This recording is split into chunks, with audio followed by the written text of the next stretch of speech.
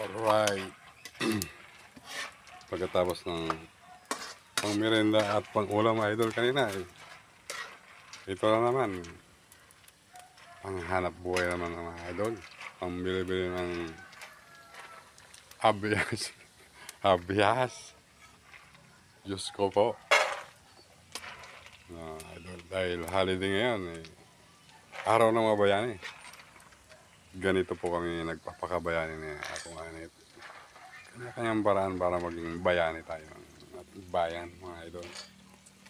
Saludo, salute sa mga bayani ng bayan mga idol, hindi po yung mga kurakot ng bayan. Joke lang po. Alright, buhay mga idol, mani, ito ang paborito ng mga Pilipino,